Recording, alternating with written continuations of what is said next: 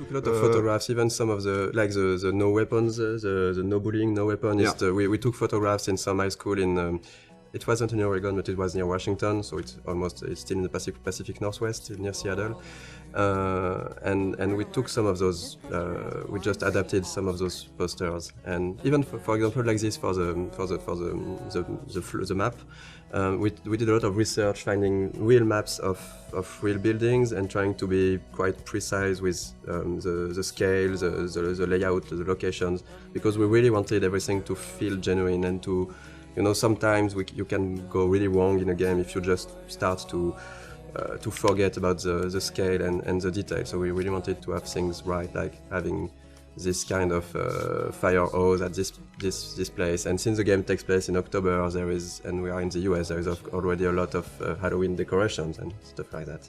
We wanted to have the game at the anchor in reality, but also of course, we have a lot of references. We are huge fan of some TV shows, of books, of movies, and I think that in Life is Strange, the setting was really good to have a lot of those Easter eggs that will speak to the players and put the game into a pop culture reality. So there is a lot of stuff that is scattered around the game. If you look at every license plate in the game, you'll see that the letters, they are meaning some. In episode 1 is titles of TV shows that somehow we liked or that were somehow inspiration in some part for the game.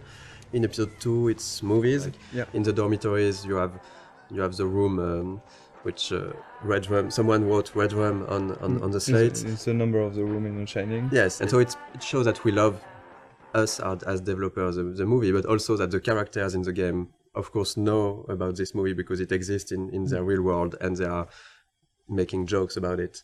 We knew that we had to hire an American scriptwriter. We sent some tests to few writers that were recommended that we knew, and Christian Divine. We had a Skype with Christian.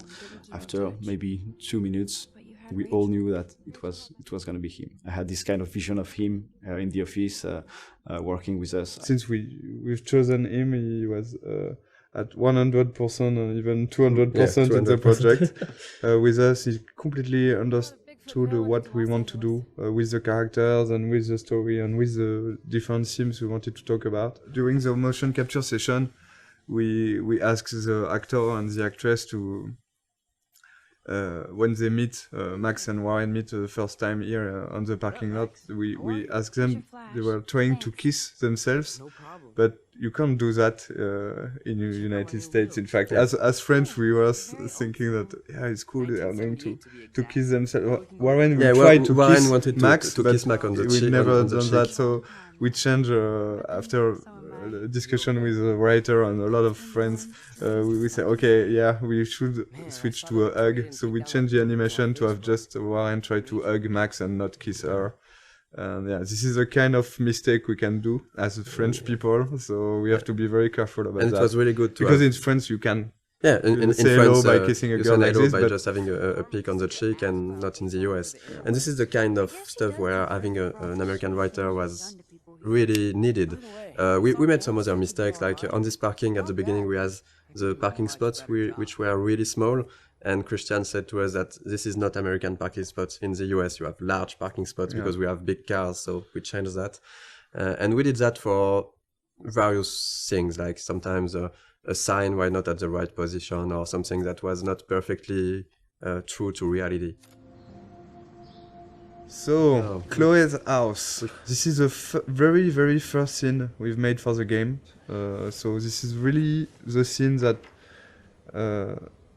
we have modified a lot to create Life is Strange. This is also the scene with which we sold the game to Square Enix. That's the scene we showed to publisher. The first time I tried the game, it was the Chloe's room, a really early prototype, and it felt fantastic to play it. I was literally smiling while playing it because the scene was working really great already. Even though the environment, the characters were not final, it was really really good to play.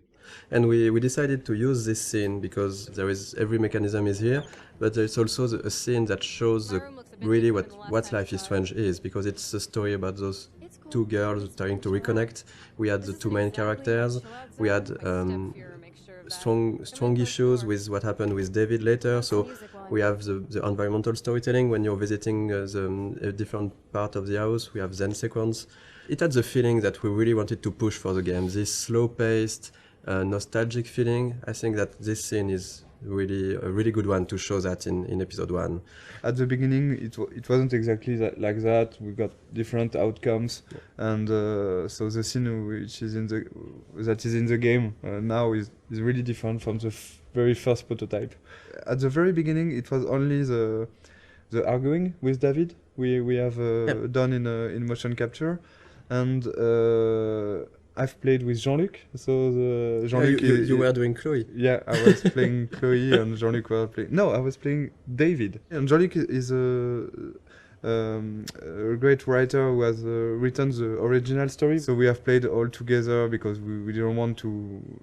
We didn't add the money. In fact, to have a optic motion capture shooting. So we try by ourselves to have animation for the prototype, and the animation is quite ugly. The characters also are the ugly. first version were ugly, and there were at the beginning no textures. We had version with only the grey characters. We were really weird without hair, so we had a hairless Chloe. And I think Max is quite frightening. The smoke and all the FX elements, they are made following the same idea as non-realistic, but like it looks like undrawn smoke a little. But it's really, really beautiful, and our FX artist has made a lot of FX like this. We can see also the wind outside. The wind effect are really beautiful. And we tried to be as close as possible of the concept art. Like ideally the game, we wanted it to look like some sort of animated concept art. And I think it's really the 3D environment artist and the concept artist, they did a really great job on that, because if you look at the concept art for this room and the 3D final scene, it's quite pretty close. We have those low detailed textures, but this feeling of light but it's a lot of details that we tried everywhere. Even if the lighting, if you look just at the light on the drawer, even on the light, we have this small bending that gives the feeling that the light is hand painted. So we did a lot of work on everything, on lighting, visual effects, textures, to have this cohesive style. And sometimes the player might not completely notice it, but it still gives this cohesion to the game. Like for example, for the Chloe's house, how rich Chloe's parents are, so what kind of house they can afford. So this get painted. In concept art, we do like every room, or even the map, the floor map.